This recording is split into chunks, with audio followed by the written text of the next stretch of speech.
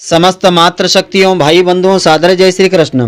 निर्जला एकादशी का व्रत श्रद्धा पूर्वक विधि पूर्वक करने से वर्ष भर की सभी 24 एकादशियों का फल मिल जाता है। धर्म अर्थ काम मोक्ष फल की प्राप्ति सहज हो जाती है। इस व्रत को करने से भगवान श्री हरि की कृपा से सभी मनोकामनाएं पूर्ण होती है और समस्त पापों का नाश हो जाता है। तो मित्रों, आज आपको हम बताएंगे इस वर्ष 2022 में निर्जला एकादशी का व्रत कब रहेगा, यह व्रत आपको किस प्रकार से करना चाहिए जिससे कि आपकी मनोकामनाएं शीघ्र पूर्ण हो जाए। तो मित्रों, पूरे वीडियो को आप ध्यानपूर्वक देखेंगे तभी इसका संपूर्ण फल आपको मिलेगा। मित्रों, आप सभी का बहुत बहुत स्वागत है आपके अपने ही चैनल एस्ट्रो गुरुजी में। यदि आपने अभी तक हमारे चैनल को सब्सक्राइब यदि नहीं किया हो तो अभी सब्सक्राइब कर लें और बेल आइकन को अवश्य दबाएं, जिससे हमारे अगले आने वाले नए वीडियो की नोटिफिकेशन सबसे पहले आपके पास पहुँचे। आप नित्य नई नई ज्ञानवर्धक जानकारियाँ व नित्य का राशिफल हमारे चैनल से प्राप्त करते रहें। तो निर्जला एकादशी व्रत के नियम अन्य एकादशी की तुलना में थोड़े कठिन होते हैं, क्योंकि यह व्रत निर्जल रखा जाता है, लेकिन यह एक व्रत रखने मात्र से आपको सभी 24 एकादशियों का फल प्राप्त हो सकता है। तो ज्येष्ठ मास शुक्ल पक्ष की एकादशी को निर्जला एकादशी कहते हैं। निर्जला एकादशी व्रत को बेहद पुण्यदायी, धर्म अर्थ काम और मोक्ष दिलाने वाला व्रत माना गया है। तो मान्यता ऐसी है कि अगर आप साल भर में पड़ने वाली अन्य एकादशियों का व्रत नहीं रख पाते हैं तो केवल निर्जला एकादशी का व्रत श्रद्धा पूर्वक नियम पूर्वक आपको रख लेना चाहिए। इस एक व्रत को रखने मात्र से आपको साल भर की 24 एकादशियों का पुण्य फल प्राप्त हो जाता है। तो धर्म ग्रंथों में ऐसा बताया है कि विश्वामित्र ने संसार को गायत्री मंत्र इसी दिन सुनाया था, इस कारण इसे महा एकादशी के नाम से जाना जाता है। इस बार निर्जला एकादशी का व्रत 10 जून 2022 को रहेगा। यह व्रत भगवान विष्णु जी को समर्पित है। इस व्रत में पानी पीना वर्जित होता है।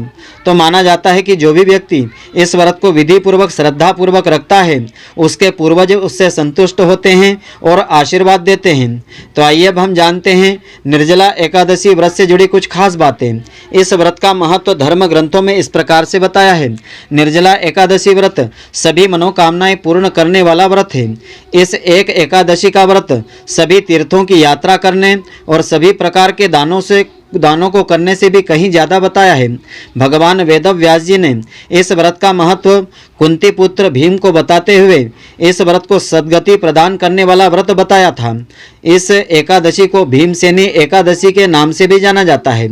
तो निर्जला एकादशी का शुभ मुहूर्त इस प्रकार से रहेगा। ज्येष्ठ मास शुक्ल पक्ष की एकादशी तिथि दिनांक 10 जून 2022 शुक्रवार को प्रातःकाल 7:25 पर आरंभ होगी। इसका समापन 11 जून 2022 गुरुवार को प्रातःकाल 5:45 पर होगा। यह व्रत दिनांक 10 जून 2022 को रखा जाएगा। तो व्रत का पारण 11 जून को किया जाएगा। व्रत का पारण 11 जून के प्रातःकाल स्नान आदि करने के बाद किसी योग्य ब्राह्मण या जरूरतमंद व्यक्ति को भोजन दक्षिणा वस्त्र आदि दान देने के बाद इसका पारण आपको करना चाहिए। तो निर्जला एकादशी व्रत की विधि इस प्रकार से रहेगी। प्रातःकाल स्नान करके इस व्रत का संकल्प आपको लेना चाहिए। इसके बाद भगवान नारायण और माता लक्ष्मी जी की तस्वीर रख करके विधि विधान से पूजा करें। पूजा के दौरान उन्हें हल्दी चंदन रोली अक्षत पुष्प भोग वस्त्र दक्षिणा धूप दीप आदि अर्पित करें। इसके बाद इसकी व्रत कथा को श्रद्धा पूर्वक श्रवण करें, कर्पूर से आरती उतारें। पूरे दिन आपको बगैर कुछ खाए पिए व्रत रखना चाहिए। अगले दिन स्नान करने के बाद किसी जरूरतमंद या ब्राह्मण को सम्मानपूर्वक भोजन करावें। उसे जल से भरे हुए कलश पर सफ़ेद वस्त्र बांध करके शक्कर दक्षिणा आदि रख करके दान में देवें और पैर छू करके आशीर्वाद लेवें। इसके बाद इस व्रत का पारण करें। तो शास्त्रकारों ने व्रत का स्तर जो है अलग अलग प्रकार से बताया है। आप अपनी श्रद्धा भक्ति के अनुसार जो संभव हो कर सकते हैं। पहला निर्जल व्रत होता है, दूसरा उपवास व्रत होता है, केवल एक बार अन्न रहित दुग्ध आदि पेय पदार्थ उसमें लिया जाता है। चौथा नक्त व्रत होता है, दिन भर उपवास रख करके रात्रि में फलाहार लिया जाता है। पांचवा एक भुक्त व्रत होता है, किसी भी समय एक बार फलाहार उसमें करना होता है। तो अशक्त वृद्ध बालक रोगी जो भी व्रत नहीं कर सके यथासंभव अन्न आदि का परित्याग तो एकादशी के दिन कर ही देना चाहिए। तो वर्तमान समय में सांसारिक मनुष्य की स्वाभाविक प्रवृत्ति भोग विलास आनंदपूर्ण जीवन की ओर ज़्यादा रहती है। अतः इस मनोवृत्ति को सीमित रखते हुए सत्कर्म भाव से ईश्वर की आराधना में नियमित संलग्न रहना भी व्रतों का ध्येय होता है। अपनी लगन परिश्रम और ईमानदारी से दैनिक कार्यों को धर्म और कर्तव्य परायणता से करते रहना चाहिए। मन वचन और कर्म से मन में भगवान को साक्षी मान करके अच्छे कर्म करना ही एकादशी के धार्मिक व्रतों का उद्देश्य होता है। इसी से सामाजिक मान प्रतिष्ठा मिलती है, जगत में प्रतिष्ठा मिलती है, यश मिलता है, संपन्नता में वृद्धि होती है। तो एकादशी को प्रातःकाल पवित्रता के लिए स्नान किया जाता है, फिर संकल्प की विधि के अनुसार कार्य करना चाहिए और दोपहर को भी स्नान करना चाहिए। दोपहर को भी संकल्प के अनुसार स्नान करने से पहले अपने बदन पर मिट्टी का लेप कर सकते हैं। मिट्टी का लेप करते हुए यह भावना यह प्रार्थना आपको करना चाहिए कि हे वसुंधरे, तुम्हारे ऊपर अश्व रथ आदि चला करते हैं। भगवान विष्णु जी ने भी वामन अवतार धारण करके तुम्हें अपने पैरों से नापा था। तो हे मृतिके, मैंने पूर्व काल में जो भी पाप कर्म किए हैं, मेरे उन पापों को दूर करने की आप कृपा करें। तो शास्त्रों के अनुसार दशमी की शाम से द्वादशी को दोपहर तक निराहार रहने और एकादशी की रात्रि को जागरण करने पर ही सभी एकादशियों के व्रत का पूरा फल मिलता है। जो एकादशी को निराहार रहते हैं परंतु रात्रि भर जागरण नहीं करते हैं, उनको व्रत का आधा फल प्राप्त हो पाता है। जो व्यक्ति एकादशी को एक समय फलाहार करते हैं, रात्रि जागरण नहीं करते हैं, उनको मात्र 1/4 व्रत का फल मिलता है। जबकि एकादशी के दिन अन्न खाना महापाप होता है। तो व्रत को रखने वाले स्त्री पुरुष को स्नान करने के बाद धूप दीप नैवेद्य से भगवान श्री हरि की पूजा करके रात्रि के समय दीपदान भी करना चाहिए। यह सभी कार्य क्रोध लोभ मोह का परित्याग करके सत्कर्म भावना से करना चाहिए। इस दिन रात्रि को स्त्री से सहवास नहीं करें, यानी पूर्ण रूप से ब्रह्मचर्य का पालन अवश्य करें। यह व्रत मिथ्याभाषी यानी झूठ बोलने वाले चोर पाखंडी परिस्त्रीगामी को यह व्रत नहीं करना चाहिए। तो भक्ति युक्त होकर के रात्रि में जागरण करें। अपनी अपनी शक्ति और श्रद्धा के अनुसार ब्राह्मणों को दान दक्षिणा वस्त्र आदि दान में देवें और प्रणाम करके उनसे त्रुटियों के लिए क्षमा याचना करें। जिस प्रकार से कृष्ण पक्ष की एकादशी का व्रत किया जाता है, ठीक उसी प्रकार से शुक्ल पक्ष की एकादशी का व्रत करना चाहिए। द्वादशी के दिन ब्राह्मणों को पहले भोजन करवाना चाहिए।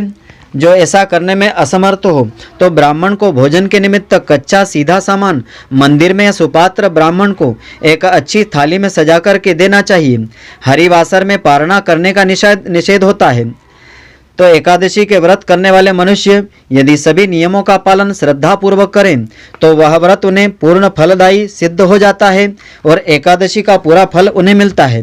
तो एकादशी के दिन भगवान श्री हरि की पूजा श्रद्धापूर्वक करने के पश्चात उनकी यह पुण्यदायिनी व्रत कथा श्रद्धापूर्वक श्रवण करने से इस व्रत का संपूर्ण फल प्राप्त होता है। तो निर्जला एकादशी की प्राचीन कथा इस प्रकार से है। भगवान श्री कृष्ण धर्मराज युधिष्ठिर से कहते हैं, हे राजन, श्री सूत जी ने इस एकादशी की कथा अनेक ऋषि मुनियों को कही थी। तो एक बार पांडुपुत्र भीम ने अपने पूज्य पितामह व्यास जी से भी निर्जला एकादशी की कथा का वृत्तांत जानने की जिज्ञासा प्रकट की थी। सभी शास्त्रों व वेदों के मर्मज्ञ वेदव्यास जी कहने लगे कि ज्येष्ठ शुक्ल पक्ष और कृष्ण पक्ष इन दोनों ही पक्षों की एकादशी के व्रत में भोजन नहीं करना चाहिए। द्वादशी को स्नान आदि से पवित्र होकर के भगवान केशव की पूजा करके सबसे पहले ब्राह्मणों को भोजन करवा करके अंत में स्वयं भोजन करना चाहिए। भीमसेन कहने लगे, परम पूज्य पितामह, मेरा निवेदन सुनिए, मुझसे भूख सहन नहीं हो पाएगी। मैं विधिवत भगवान की पूजा करके दान भी देता हूँ, परंतु भोजन के बिना एक दिन भी नहीं रह पाऊँगा। तब व्यास जी ने कहा कि यदि तुम स्वर्ग लोक को अच्छा और नरक लोक को बुरा समझते हो तो प्रति मास दोनों पक्षों की एकादशी को भोजन ना किया करो। तो भीमसेन कहने लगे कि हे पूज्य पितामह, जब एक बार भोजन करके भी मुझे संतुष्टि नहीं होती तब उपवास करके मैं कैसे रह पाऊंगा। उपवास करना तो मेरे लिए बहुत ही कठिन रहेगा। तो मेरे उदर में वृक्क नाम की अग्नि सदा जलती रहती है और भोजन करने के पश्चात ही वह अग्नि शांत हो पाती है। इसलिए जब मैं बहुत अधिक खाता हूँ तभी वह अग्नि शांत हो पाती है। इस कारण मैं वर्ष भर में केवल एक ही उपवास कर सकता हूँ। तब वेदव्यास जी ने कहा कि हे भीमसेन, इस एकादशी करने की विधि यह है, ज्येष्ठ मास में सूर्य वृषभ राशि पर हो या मिथुन राशि पर, शुक्ल पक्ष में जो एकादशी हो उसका यत्न पूर्वक निर्जल व्रत करना चाहिए।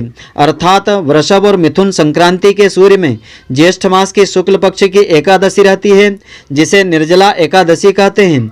इसी कारण इसका नाम निर्जला एकादशी पड़ा है। सुबह केवल कुल्ला या आचमन करने के लिए मुख में जल डाल सकते हो, लेकिन आचमन में 6 मासे जल से अधिक जल नहीं डालना चाहिए। इसके अलावा और किसी प्रकार का जल इसमें वर्जित होता है। अर्थात व्रत रखने वाले सभी भक्त एवं विद्वान स्त्री पुरुष अपने मुंह में जल नहीं डालें, अन्यथा व्रत भंग हो जाता है। निर्जला एकादशी को सूर्योदय से लेकर दूसरे दिन के सूर्योदय तक मनुष्य जल ग्रहण न करें तो यह निर्जल एकादशी व्रत पूर्ण हो जाता है। उसके बाद द्वादशी को सूर्योदय से पहले प्रभात काल में स्नान करके ब्राह्मणों को विधि पूर्वक सामर्थ्य के अनुसार दान दक्षिणा देवें। यह सब कार्य पूर्ण करके जितेंद्रिय पुरुष ब्राह्मणों के साथ भोजन करें। प्रत्येक एकादशी का अपना अलग अलग महत्व होता है। तो हे पुत्र, बड़े बड़े ऋषि महर्षियों ने बहुत से शास्त्रों की रचना की है।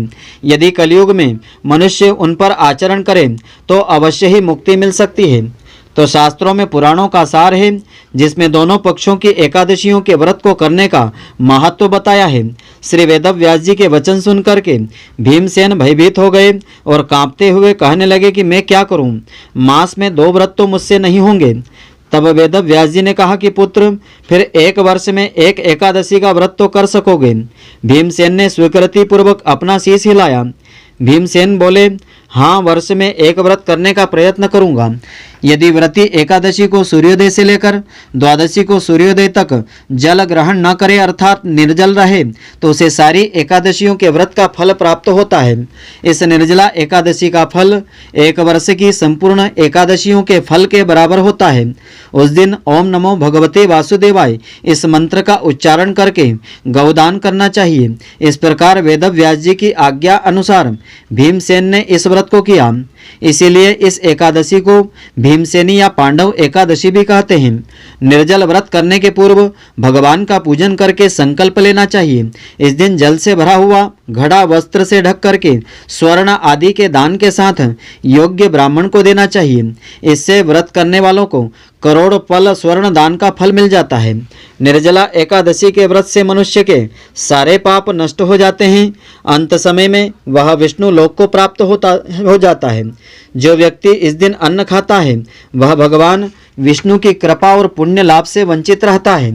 अतः हे भीमसेन, श्रद्धापूर्वक इस व्रत को करने वालों को भगवान का पूजन, गौदान, ब्राह्मणों को मिष्ठान्न दक्षिणा तथा जल से भरे कलश का दान अवश्य करना चाहिए। निर्जला एकादशी के दिन अन्न, वस्त्र, पात्र, उपाहन, जूती आदि का दान करना विशेष माना गया है। इससे अनंत गुणा फलों की प्राप्ति होती है। व्रत का पूर्ण फल प्राप्त होता है।